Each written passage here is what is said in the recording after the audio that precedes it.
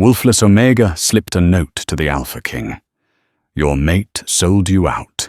They're in position. In a world where the beast inside you determines your worth, I was worth less than the dirt on an Alpha's boot. I am Isolde, a Wolfless Omega, a genetic failure, a ghost in the halls of the powerful. They ignored me. They spoke freely around me. They thought I didn't matter. And that was their fatal mistake. While the Obsidian King looked into the eyes of his fated mate, seeing only love, I saw the dagger hidden behind her back. I heard the price she put on his head. I had one chance to save the monster who ruled us, or let him fall to the woman who sold him out. All it took was a scrap of paper, a steady hand, and 5 seconds of courage that would change history. This is the story of how the weakest member of the pack saved the king. The grand hall of the Obsidian Court smelled of roasted venison, pine needles, and the cloying, metallic scent of raw power. It was the night of the lunar solstice, the most sacred evening for our kind, and the air was so thick with alpha pheromones, it made my human lungs ache. I gripped the heavy silver tray of wine flutes until my knuckles turned white. My name is Isolde Kincaid, but in this room, I was simply girl, or runt, or mostly nothing at all. I was 22 years old and had never shifted. My inner wolf wasn't just quiet, she was absent. In a society built on claws and hierarchy, I was a mistake that the pack kept around solely to scrub floors and serve wine. But being nothing had its advantages. No one lowers their voice when the furniture walks by. No one checks the shadows for a creature that poses no threat. I moved through the crowd of silk-clad women and tuxedoed men, weaving between them like smoke. They didn't move for me. I moved for them. If I spilled a drop, I'd be in the stocks by morning. More red, a burly beta growled, not even looking at me as he thrust his glass onto my tray. Of course, sir, I whispered, head bowed. My eyes, however, were locked on the dais at the front of the room. 2 thrones sat there, carved from black volcanic glass. In the larger one sat Alaric Vane, the Alpha King. He was terrifyingly beautiful. He didn't have the bulky, steroid-pumped look of his generals. Alaric was lean, like a whipcord, with hair the color of midnight and eyes that looked like frozen gold.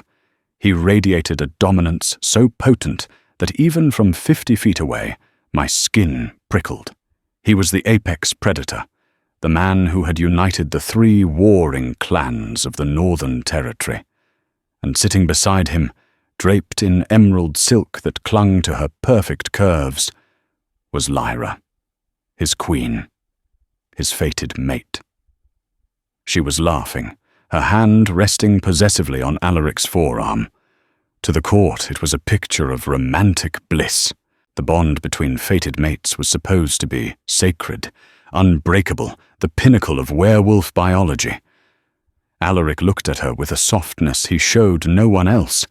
He trusted her with his life. He shouldn't. My heart hammered against my ribs like a trapped bird. I knew something no one else in this room knew. I knew why the western border guards had been rotated out 2 hours ago. I knew why the ventilation shafts in the east wing had been unlocked. I had been scrubbing the floor of the sub-cellar yesterday, tucked behind a stack of aging wine barrels, when Lyra had met with a man who smelled of sulfur and rogue magic. I had heard the transaction. I had heard the price. Midnight at the solstice, she had whispered. When he is drunk on the bond, the southern rebels will have clear entry. I had debated running. If I tried to flee, I'd be caught and killed by the perimeter patrols. If I stayed and did nothing, Alaric would die, and the resulting power vacuum would lead to a slaughter that would wipe out the servant caste first. I had one option, A suicide mission. I adjusted the napkin under the tray. Hidden beneath the linen was a scrap of parchment, torn from an inventory log. On it, I had scrawled 7 words in charcoal. Your mate sold you out. They're in position. I took a breath that tasted of fear and stepped toward the dais. Servants weren't supposed to approach the high table unless summoned, but I had timed this. Alaric's goblet was nearly empty. I ascended the 3 marble steps. My legs felt like lead. The conversation at the high table died down slightly as I approached, not because I was interesting, but because Alaric shifted his gaze. Those golden eyes landed on me. For a second, I felt stripped bare, as if he could see the treasonous note sweating against my palm. He didn't see a woman. He saw a defect, a wolfless waste of rations. Wine, Alpha? My voice was barely a tremble. Alaric didn't speak.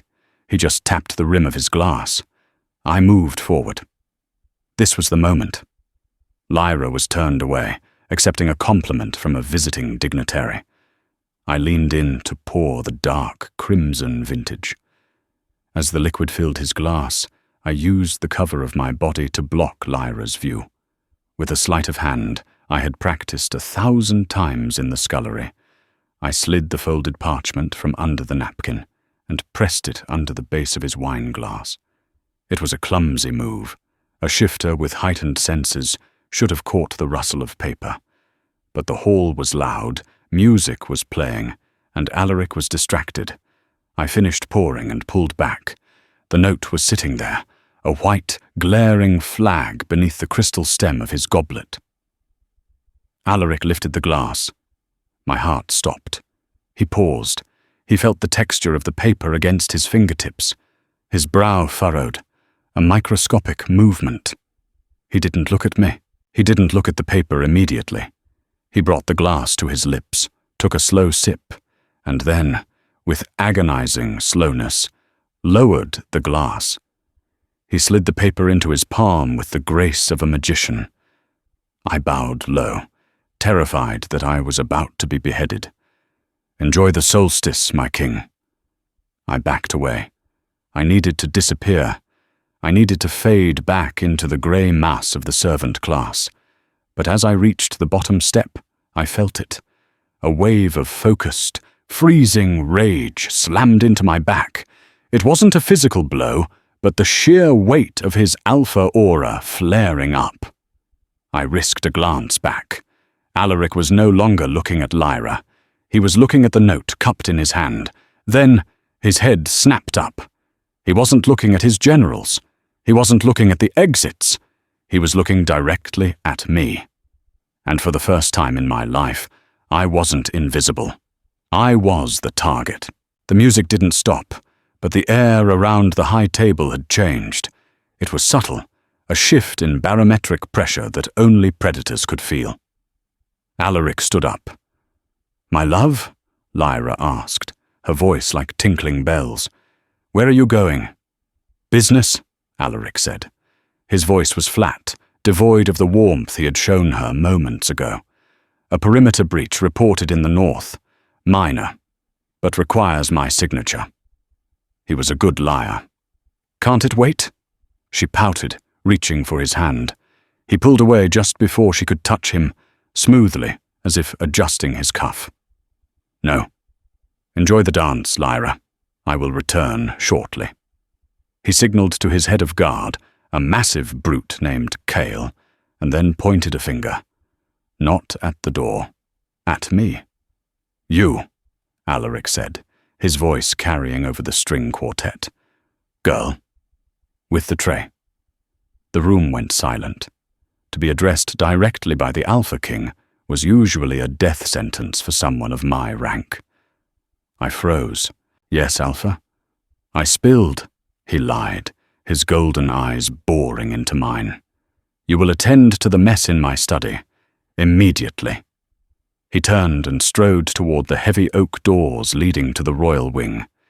He didn't wait to see if I followed. He knew I had no choice. I walked past the rows of staring nobles. I could smell their derision, their confusion. Why her? I followed him out of the hall, down the long, torch-lit corridor that led to the Alpha's private sanctuary. Kyle, the guard, stayed at the door of the great hall, leaving me alone with the king. I walked 10 paces behind him, staring at the broad expanse of his back, the tension in his shoulders. He walked with a lethal, predatory grace. He opened the door to his study and stepped inside. I followed, and the heavy door slammed shut behind me, engaging the magnetic locks with a heavy thud.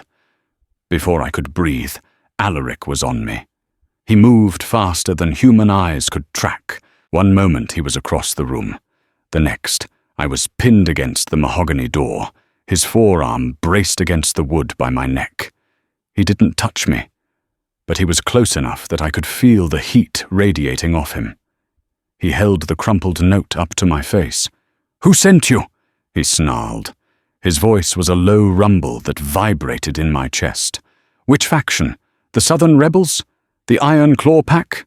I shook, the silver tray clattering to the floor. No one sent me." "Liar," he hissed. "You are a wolfless scullery maid. You exist to clean chamber pots. And yet you hand me a note accusing my queen, my fated mate, of high treason." He leaned closer, his nose flaring as he scented me. "You smell of fear. And dish soap. You don't smell like a spy." "Because I'm not," I gasped, trying to shrink into the wood. "I heard them, Alpha. Please, you have to believe me." "Heard who?" "Lyra, and a man. He had a scar. Here." I traced a line from my ear to my jaw, and he smelled like sulfur. Alaric froze. His eyes widened slightly. I saw recognition there. He knew who the man was. "Silas," he whispered, the name a curse. "The rogue general." He pulled back, pacing the room like a caged tiger. He ran a hand through his dark hair, disrupting the perfect styling. "Silas has been dead for 2 years. I killed him myself." "He isn't dead," I said, my voice gaining a fraction of strength. "He was in the sub-cellar yesterday, behind the reserve barrels of the 98 vintage." Alaric turned to me, his face a mask of conflict. "And Lyra? You claim my mate was with him?" She called him brother," I whispered. The color drained from Alaric's face. The silence that followed was deafening. It was a well-known historical fact that Lyra was an orphan, found wandering the borders as a pup. If Silas, a known terrorist and rogue leader, was her brother, then her entire identity was a fabrication. "If you are lying," Alaric said, his voice dropping to a terrifyingly calm register, "I will not kill you quickly. I will hand you over to the Skinners." "If I'm lying, you can kill me right now," I said, looking him in the eye. "But if I'm right, and you do nothing, you die at midnight, and the pack dies with you." Alaric stared at me. For a long moment, he searched my face, looking for the telltale micro-expressions of deceit. He was an ancient soul in a young body, a man who had survived a dozen assassination attempts. He glanced at the grandfather clock in the corner. 10:45 p.m. 1 hour and 15 minutes, he muttered. He walked back to his desk and pulled a sleek black handgun from a drawer, tucking it into the back of his waistband. Then he grabbed a tablet, tapping rapidly on the screen. "The cameras in the sub-cellar were disabled yesterday for maintenance," he said, reading the report. Authorized by the Queen's seal. He looked up at me, and the devastation in his eyes was heartbreaking. It was the look of a man whose world was cracking down the center. But beneath the pain, the Alpha was waking up. "What is your name?" he asked. "Isolde, sire." "Well, Isolde," he said, moving toward me. He reached out and, surprisingly, adjusted the collar of my servant's uniform, straightening it. His fingers brushed my skin, electric and hot. You are no longer a servant. For the next hour, you are my eyes. Your eyes? I cannot move against Lyra yet. If she senses I know, she will signal the attack early. I need to catch them in the act. I need to go back out there and play the loving husband while my heart is being carved out of my chest. He gripped my shoulders. The strength in his hands was immense. You are wolfless. They ignore you. Go back out there. Refill glasses. Listen. Find out where the breach point is. They said in position. I need to know where. I can't go back, I stammered. If she sees me, she won't see you, Alaric said fiercely, because to her, you are nothing. But to me, he paused, his gaze intensifying. To me, you are the only person in this castle I know isn't trying to kill me. He opened the door. The sound of the party flooded back in. The laughter, the music, the lies. Go, he commanded. Bring me a location. Do this, and you will never scrub a floor again. Fail, and we all burn. Walking back into the grand hall felt like walking into the mouth of a sleeping dragon. Every laugh sounded like a threat. Every clink of silverware sounded like a sword being drawn. Alaric had returned to the high table 5 minutes after me. He was an incredible actor. He sat beside Lyra, leaning in to whisper something in her ear that made her giggle and swat his arm playfully. To anyone watching, he was besotted. But I had seen the gun in his waistband. I knew that every muscle in his body was coiled tight, ready to snap her neck if she made a wrong move. I circulated the room with fresh champagne, my heart thumping a frantic rhythm against my ribs. Where are they? I moved toward the lower tables where the Gamma Guards sat. They were drunk, loosening their collars. Perimeter check was a joke, one was muttering. Western sector is wide open. Captain's orders, another shrugged. Said the sensors were glitching due to the solar flares.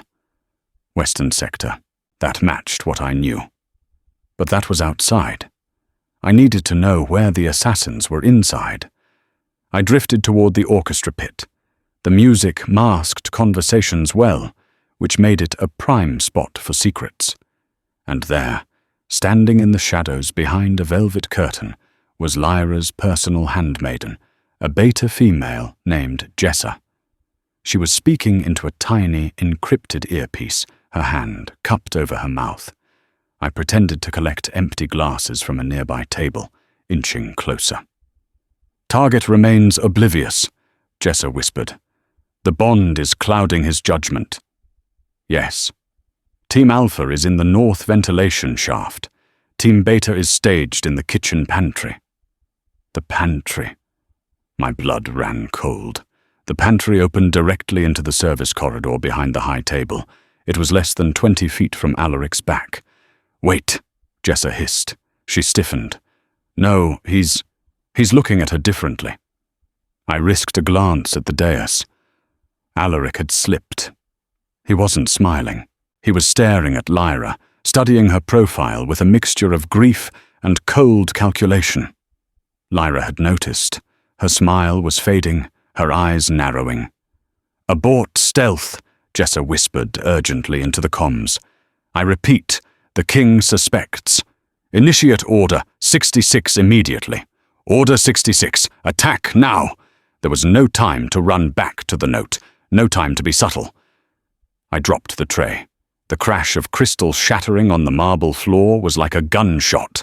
The entire hall went silent. The music stopped screeching.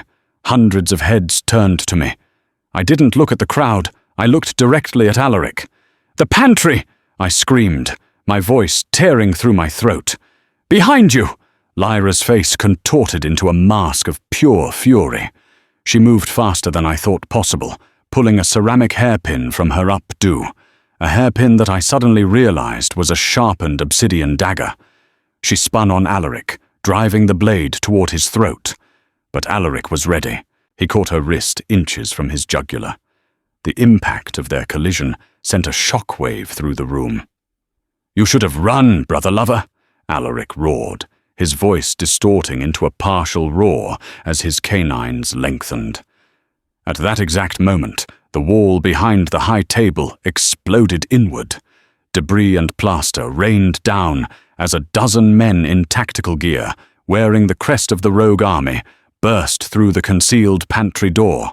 They carried assault rifles loaded with silver bullets. "Protect the king!" Kyle screamed, shifting midair into a massive grey wolf. Chaos erupted. The ballroom descended into a war zone. Nobles were screaming, shifting, flipping tables for cover. Gunfire ripped through the air, shattering the chandeliers. I scrambled backward on my hands and knees, glass slicing into my palms. I was defenseless, a human in a room of monsters. A rogue soldier spotted me, the girl who had screamed the warning. He raised his rifle, aiming directly at my chest. This is it, I thought. I died for him. I squeezed my eyes shut. Bang! A spray of hot liquid hit my face, but no pain followed. I opened my eyes. The rogue soldier dropped to the ground, a hole in his forehead.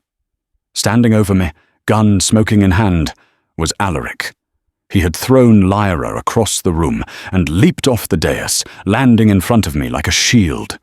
He wasn't looking at the assassins. He was looking at me, his body a wall of hard muscle and fury protecting my fragile form. "Get up, Isolde!" he commanded, firing 2 more shots over my shoulder without looking. "Stay behind me!" For a king to abandon the high ground to protect a servant was unheard of. But as he grabbed my arm and hauled me up, pressing me against his back, I realized the dynamic had shifted. The traitor queen was on one side of the room, rallying the rogues. The king was on the other, surrounded by confused loyalists, and I was right in the middle, holding onto the back of his tuxedo jacket, as if it were the only solid thing in the world. "Can you shoot?" Alaric yelled over the roar of gunfire. "I've never held a gun," I cried. He shoved a spare pistol into my hand. "Point and pull! Don't let them flank us!" He turned back to the fight, his eyes glowing with alpha power. "Tonight, we purge the traitors, starting with my wife." The gun bucked in my hand, a wild, angry thing I didn't know how to control. I squeezed the trigger, eyes half shut, and the kickback jarred my shoulder so hard I thought it popped the socket. "Eyes open!" Alaric roared, grabbing the back of my collar and yanking me behind a tipped-over banquet table. "You can't kill what you can't see!" Wood splintered above our heads as a hail of bullets shredded the table. The grand hall, once a place of suffocating elegance, was now a slaughterhouse. The smell of expensive perfume was replaced by the copper tang of blood and the acrid stench of cordite. "We're pinned!" Alaric growled. He checked the magazine of his pistol. 2 rounds left. My shift is blocked by the silver in the air. They're using aerosolized nitrate. Smart. He looked at me, his golden eyes blazing with a terrifying intensity. "Can you run?" "I've been running my whole life," I snapped back, adrenaline making me bolder than I had any right to be. "Good. The main doors are blocked by Lyra's rogue units. We need another way out. Now." I looked around. The glorious double doors were swarming with tactical gear. The windows were too high. The kitchen staff door was currently being battered down by a massive werewolf in shift. "The laundry chute," I said breathlessly. Alaric stared at me. "The what?" "The service corridor." I pointed to a tapestry hanging 10 feet away. "Behind that tapestry is a servant's passage. It leads to the laundry chute. It drops us into the sub-basement." Alaric didn't hesitate. "Lead." We broke cover. "Cover fire!" Alaric yelled to a group of loyalist gammas who were overturned behind the orchestra pit. They unleashed a desperate volley, buying us 3 seconds. We sprinted. My heels had long since been kicked off. My stockinged feet slipped on the blood-slicked marble. I heard Lyra scream from across the room, a sound not human, but a twisted screech of a mate bond gone wrong. "Get him! Don't let him leave the room!" I reached the tapestry and tore it down, revealing the narrow, unpainted wooden door that nobles were never meant to see. I shoved it open. Alaric squeezed through behind me, his broad shoulders barely fitting in the cramped hallway designed for malnourished Omegas. "Move, Isolde!" he urged, his hand warm on the small of my back. We sprinted down the narrow, dimly lit passage. It smelled of dust and neglect. At the end was a metal hatch set into the wall. I wrenched it open. A dark, metallic abyss yawned before us. "You want the king of the Obsidian Court to jump down a garbage disposal?" Alaric asked, looking at the black hole with disdain. "It's laundry," I corrected, grabbing the rim. "And unless you want your head mounted on your wife's wall, you'll jump." Boots thundered in the hallway behind us. The rogues had found the door. Alaric grabbed my waist. Together. He didn't wait for my consent. He pulled me into his chest and threw us both into the darkness. We fell for a terrifying second, then hit the slide. We careened down the spiraling metal chute, picking up speed, tumbling over each other in a tangle of limbs and tuxedo fabric. We were spat out at the bottom with high velocity, landing hard in a massive pile of dirty linens. I groaned, rolling onto my back. The world was spinning. I was buried in silk sheets that smelled of lavender and sweat. Alaric erupted from the pile like a leviathan rising from the deep. He shook his head, sending dirty socks flying. He looked ridiculous, his tuxedo jacket torn, his hair wild, a pair of someone's undergarments draped over his shoulder. But there was no humor in his eyes. He grabbed my arm and hauled me up. "Are you hurt?" he demanded, scanning me for bullet holes. "Just bruises," I wheezed. "You." He winced, touching his side. His hand came away red. "Graze, silver bullet. It burns. We need to keep moving," I said, my voice trembling as the reality of our situation crashed down on me. The laundry room connects to the boiler tunnels. If we follow the steam pipes, we can get to the old servant quarters in the north tower. It's abandoned. They won't look there. Alaric nodded, his face grim. "Lead on, little ghost. It seems you know my kingdom better than I do. The North Tower servant quarters had been condemned 50 years ago due to a mold infestation. But for me, it had been a sanctuary. A place to hide when the head housekeeper was on a rampage." I kicked open the door to room 4B. It was a small, dusty cell with a single cot and a broken window that looked out over the stormy cliffs. Alaric collapsed onto the cot, his breathing ragged. The silver nitrate in the bullet graze was preventing his accelerated healing. His skin was turning a sickly shade of grey. "I need water," he rasped, "and fire." "I have something better," I said. I went to the loose floorboard in the corner and pried it up. Hidden underneath was my stash, a bottle of cheap brandy stolen from the kitchens, a box of matches, and a sewing kit I used to mend my uniform. I knelt beside the king of werewolves. He looked at the bottle of cheap swill with skepticism. "It's 80 proof," I said, uncorking it with my teeth. "It'll clean the wound." "Do it." I poured the alcohol over the gash in his side. Alaric didn't scream, but his back arched off the mattress, and a low, guttural growl ripped from his throat. His claws punched through the thin mattress. "Sorry," I whispered, my hands shaking.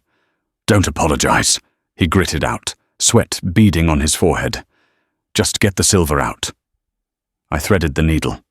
I had no tweezers, so I had to use my fingers to probe the wound. It was intimate, terrifying work. I was touching the raw flesh of an alpha, smelling the potent scent of his blood. Pine, rain, and iron. "Why?" he asked suddenly, his eyes squeezed shut as I dug for a fragment of metal. "Why what? Why save me?" He opened his eyes, fixing me with that intense, golden stare. I know how the pack treats the wolfless. I know you are paid scraps. I know you are invisible. You could have let Lyra kill me. She might have rewarded you. I finally found the silver shard. With a quick tug, I pulled it out. He shuddered. Yeah, Lyra wouldn't have rewarded me, I said, dropping the bloody metal onto the floor. She would have killed everyone who witnessed her coup. Besides, I began to stitch the wound, my movements practiced and efficient. Chaos is bad for the bottom of the food chain. When alphas fight, omegas die. You are a hard king, Alaric. You are ruthless. But you keep the borders secure. You keep the rogues out. Under you, I am ignored. Under Silas and Lyra, I would be prey. Alaric watched me, his expression unreadable. Pragmatism, he mused. I expected a plea for mercy or a declaration of loyalty, but you calculate survival like a general. I have to, I said, tying off the suture and biting the thread. I don't have claws. I have to be smarter than the things that want to eat me. He sat up slowly, testing the stitches. The color was already returning to his face as his healing factor kicked in, no longer impeded by the silver. He reached out and took my chin in his hand. His thumb traced the line of my jaw. The touch sent a jolt of electricity straight to my core, a feeling so foreign and intense I almost pulled away. "You are not nothing, Isolde," he said, his voice low and rough. "Tonight, you are the most valuable wolf in the pack, and you don't even have a pelt." He dropped his hand, the moment breaking as the sound of distant sirens wailed outside. "Lyra has locked down the castle," he said, moving to the window. "She will be broadcasting her narrative by now, claiming I went mad, claiming I attacked her. She has the media, she has the element of surprise, and she has the castle defenses." "She doesn't have the codes," I said quietly. Alaric turned. "What?" "The master security override," I said. "Every Tuesday, I clean the war room.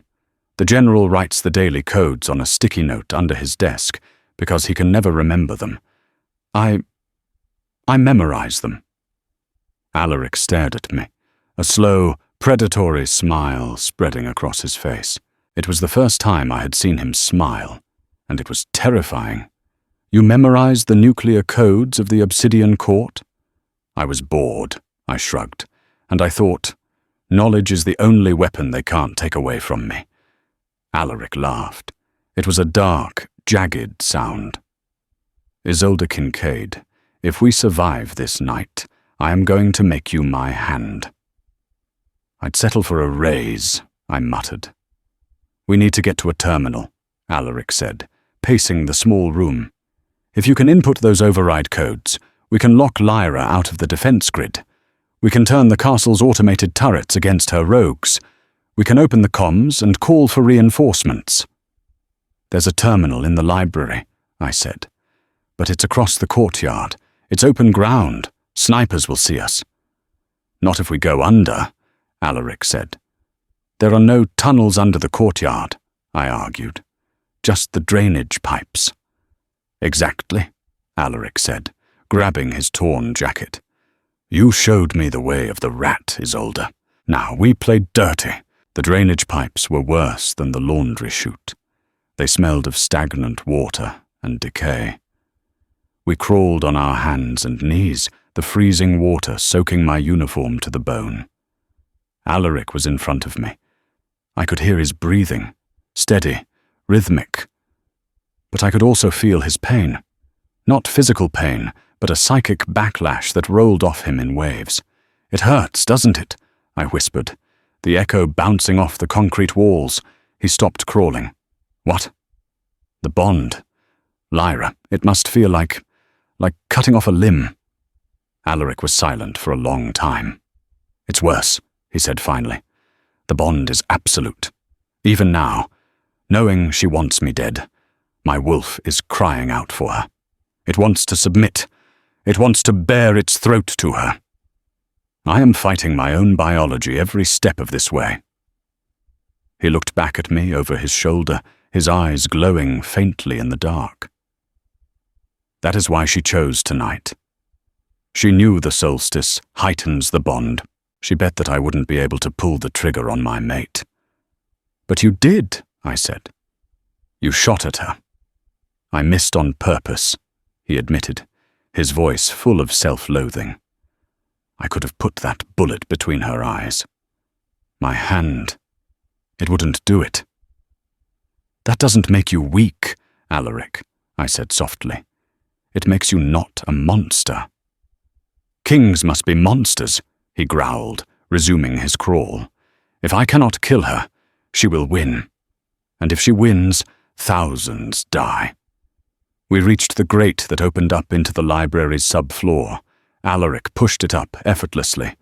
We climbed out into the silent, book-lined sanctuary. The library was vast, a cathedral of knowledge. Moonlight streamed through the high windows. "Terminal is at the main desk," I whispered. We moved through the shadows. The library was empty, but the silence felt heavy, watchful. I reached the computer terminal.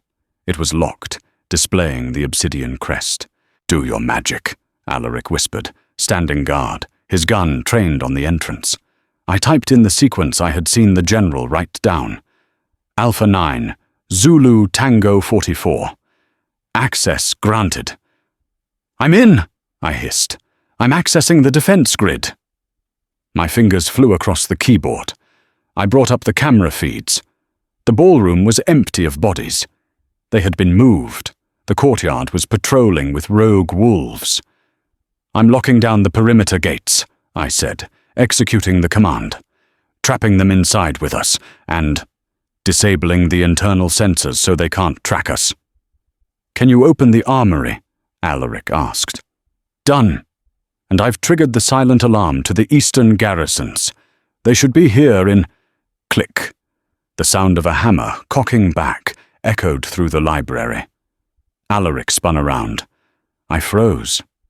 Emerging from the shadows of the biography section was not a rogue soldier. It was Lyra.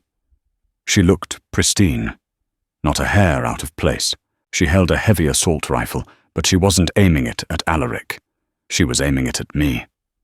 "I knew you'd come here," Lyra purred, walking closer. Her eyes were black pools of malice.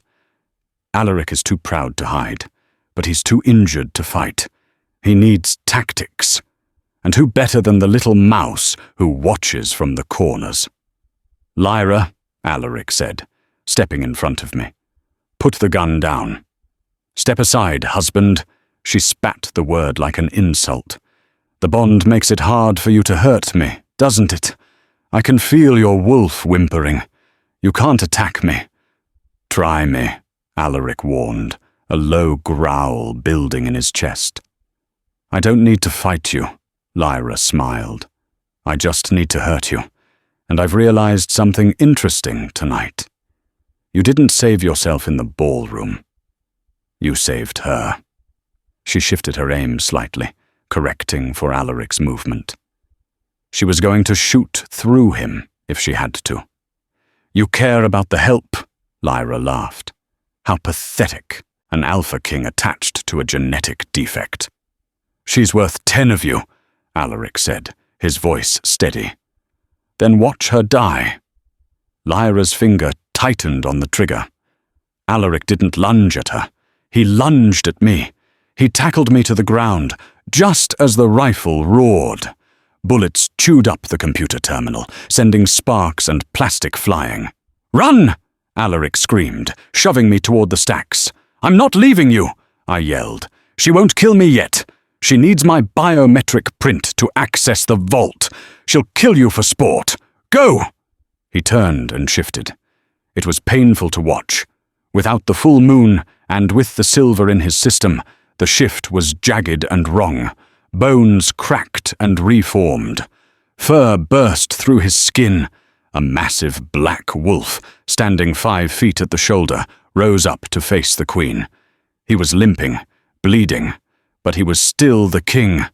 He roared, a sound that shook the books from the shelves, and threw himself at his mate. I didn't watch the collision. I scrambled on hands and knees into the labyrinth of bookshelves, tears streaming down my face. I had to hide. I had to survive. Because I was the only one who knew that the distress signal had gone through. I just had to stay alive for 20 minutes until the cavalry arrived. But as I huddled behind a first edition history of the War of the Ancients, I heard Lyra's voice echo through the library, calm and terrifying. "Find her," she commanded her soldiers. "Burn the library down if you have to. Flush the rat out. The smell of burning paper is distinct. It smells like lost memories." As I huddled behind the heavy oak shelf of the history section, smoke began to curl along the ceiling, a grey serpent choking the life out of the library. Lyra wasn't bluffing. She had ordered her rogues to torch the exits, herding us into the centre like cattle in a pen. "Come out, little mouse." Lyra's voice drifted over the crackle of flames. "The king is bleeding out. Don't you want to say goodbye?" I pressed my hand over my mouth to stifle a cough. My eyes watered, stinging from the acrid fumes. I wasn't a soldier. I wasn't a shifter. I was a 22-year-old girl who knew how to fold napkins and polish silver. But I also knew this library. While the alphas and betas spent their days training in the combat pits, I had spent my breaks here. I knew that the biography section had a false floor for ventilation. I knew that the ladder on the west wall had a rusted wheel that squeaked, and I knew that directly above the central reading area, where Lyra was currently standing, hung the iron chandelier, a 2-ton monstrosity of wrought iron and candles, suspended by a winch cable that was anchored. I looked to my left, anchored right next to the philosophy section. I began to crawl. The heat was rising, pressing down on me like a physical weight. I kept low, my knees scraping against the rough wool carpet. Below, in the center clearing, a drama was unfolding. I peeked through a gap in the books. Alaric was in human form again, forced out of his shift by exhaustion and silver poisoning. He was on his knees, blood pouring from his side, his chest heaving. Standing over him was a man I recognized from the descriptions, Silas. Silas was Lyra's mirror image, but where she was beautiful, he was jagged. He held a serrated blade to Alaric's throat. "Look at him," Silas sneered, addressing the dozen rogue soldiers surrounding them. "The great King Alaric, defeated by a woman and a matchstick." Lyra paced around Alaric, her heels clicking on the marble floor. "He chose a servant over me, Silas. Can you believe it? He broke the sanctity of the high table for a cleaner." "Where is she?" Silas asked, scanning the burning shelves. "Dying," Lyra dismissed. "The smoke will get her before the fire does." I reached the winch. It was a heavy, rusted mechanism, hidden behind a velvet curtain. The locking pin was thick steel. I grabbed the handle. It was hot to the touch. Below, Alaric lifted his head. His golden eyes were dim, but they found the curtain where I was hiding. He couldn't see me, but he knew. He stared right at the spot and gave a microscopic shake of his head. "Don't." He didn't want me to reveal my position. He was ready to die to keep me hidden. That was the difference between him and them. They ruled by fear. He ruled by sacrifice. "Any last words, brother-in-law?" Silas asked, raising the blade. "Yes," Alaric rasped, blood coating his teeth. "You forgot to check the ceiling." I yanked the locking pin with every ounce of strength I had. It didn't budge. It was jammed with years of rust. "Stuck?" I panicked. The fire was licking at the shelves behind me. I looked around for a lever, a bar, anything. My eyes landed on a heavy, leather-bound book, The Rise and Fall of the Northern Clans. "Irony," I whispered. I grabbed the massive tome and slammed it down onto the locking pin like a hammer. Clang! The pin popped loose. The winch screamed as the cable unspooled at breakneck speed. Gravity did the rest. The massive iron chandelier plummeted. Lyra screamed. Silas looked up too late. The impact shook the entire foundation of the castle. The chandelier crashed into the center of the room, crushing 3 rogue soldiers instantly and sending shrapnel of iron and wax flying like grenades. The floor cracked. Dust and debris billowed up, blinding everyone. "Now!" I screamed, abandoning stealth. I grabbed the winch cable, which was still dangling, and, in a moment of pure insanity, swung out from the balcony. I wasn't an action hero. I had 0 upper body strength. I slid down the grease-slicked cable, burning the skin off my palms, and landed in a heap on top of the broken chandelier. I rolled off, landing next to Alaric. He looked at me, bewildered. "You were supposed to run." "I told you," I panted, grabbing his arm and hauling him up. "I'm bad at following orders." Silas emerged from the dust cloud, coughing. One of his arms hung uselessly at his side, crushed by the impact. But he was an alpha. He was already healing. "Kill them!" he roared to the surviving rogues. "Kill them both!" We were surrounded. Fire on one side, soldiers on the other. Alaric swayed, his weight heavy against me. He was running on fumes. "Isolde," he whispered. "The bond. I can't fight Lyra. If she attacks, I will freeze. It's biology." "Then don't fight her," I said, eyeing the approaching shapes in the smoke. "Fight for me." Lyra stepped through the haze. She was untouched, her emerald dress pristine amidst the ruin. Her face, however, was twisted into a mask of pure hatred. "You annoying little insect," she hissed at me. "Why won't you just die?" She raised her hand. "Pack! Submit!" She used the alpha voice. It was a wave of psychic power that hit the room like a physical blow. The rogue soldiers stiffened. Alaric fell to his knees, clutching his head, a groan of agony ripping from his throat. The command to submit to an alpha queen was overriding his nervous system. Silas smirked. "Game over. The biology always wins." Lyra walked toward us, a predator toying with food. "Kneel, girl." I stood there. I looked at Alaric, writhing on the floor. I looked at the rogues, frozen in obedience. And then I looked at Lyra. "No," I said. Lyra blinked. "What?" I said no. "I am your queen. I gave you a command." She screamed it this time, the power vibrating the windows. "And I said, stepping forward, am wolfless." The realization hit her. The alpha voice worked by dominating the inner wolf. I didn't have one. Her magic flowed right through me and hit nothing but empty air. To me, she was just a woman shouting. "I am immune to you," I said, my voice steady despite the terror gripping my heart. "Your pheromones, your voice, your bond, it means nothing to me. You have no power here, Lyra. You're just a traitor in a fancy dress." Lyra's face turned purple. The illusion of her godhood was shattered. "Kill her!" she shrieked at Silas. Silas lunged, his good arm transforming into a clawed gauntlet. He was fast. Too fast.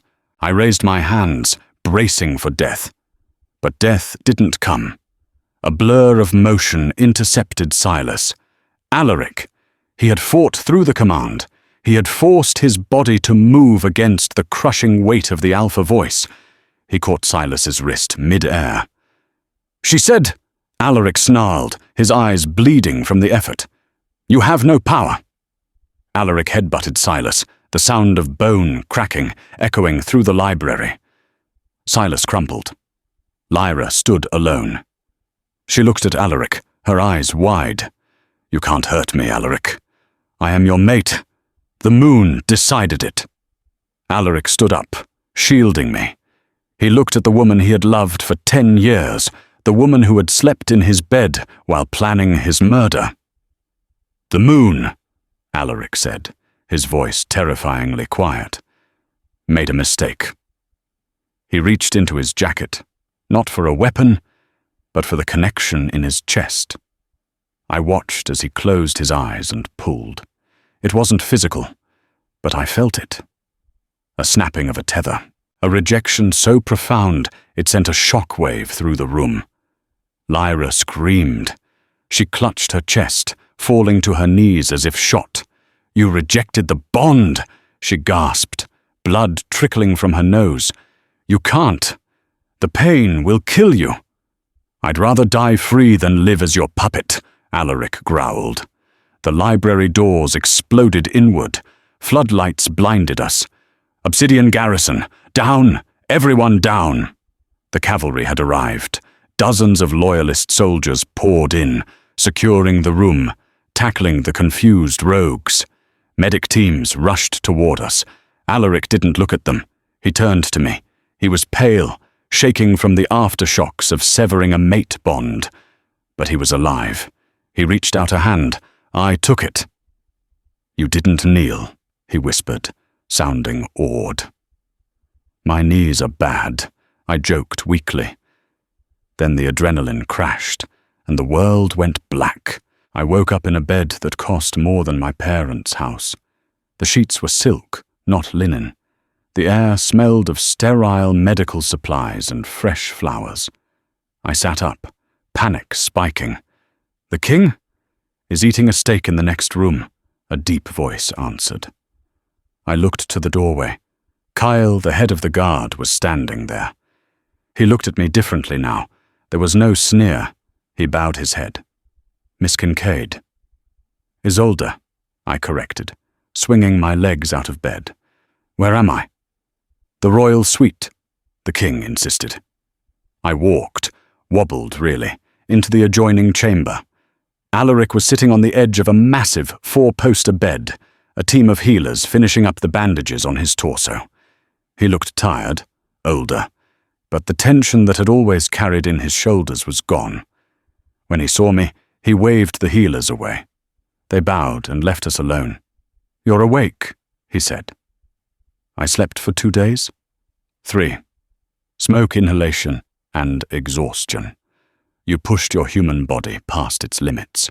He stood up and walked over to me. He didn't tower over me to intimidate. He stood close to share the space. "Lyra?" I asked. "In the Obsidian dungeons. The trial starts tomorrow. She will be executed for treason." He said it without emotion. The bond was truly gone. "And Silas?" "Dead. His neck didn't survive our encounter." Alaric walked to the window, looking out over the rebuilt courtyard. "The council is in an uproar. They don't know how to process this.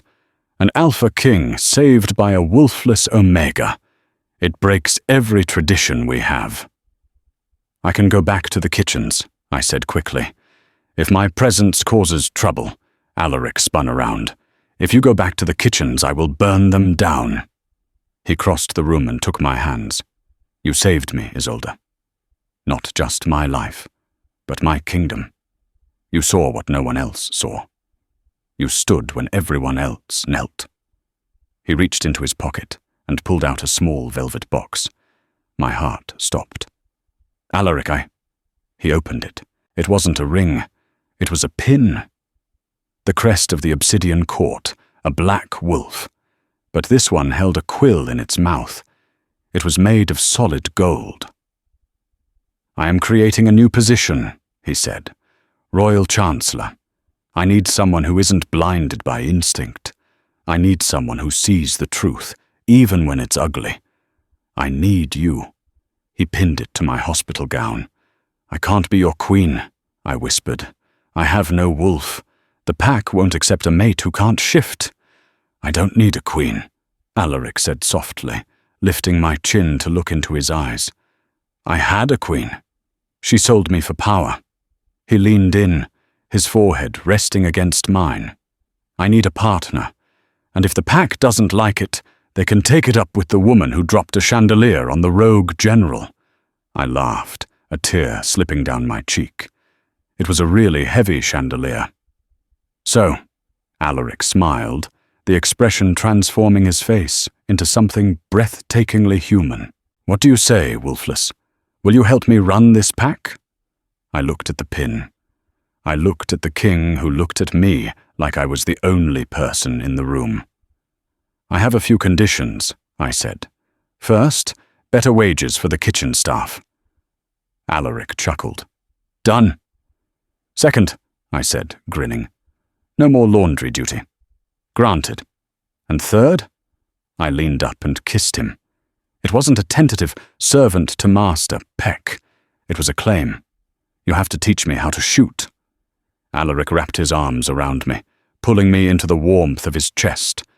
Deal. Outside, the sun was rising over the obsidian mountains, painting the world in gold. The night of betrayal was over. The era of the Wolfless had begun. So there you have it, the Wolfless Omega who brought an empire to its knees, not with claws, but with courage. Alaric and Isolde proved that power isn't about biology. It's about loyalty. If you enjoyed this story of high-stakes betrayal and romance, please hit that like button. It helps the channel immensely. Subscribe and ring the bell so you don't miss our next saga. And let me know in the comments. Do you think Alaric should turn Isolde into a wolf, or should she stay human? Thanks for watching.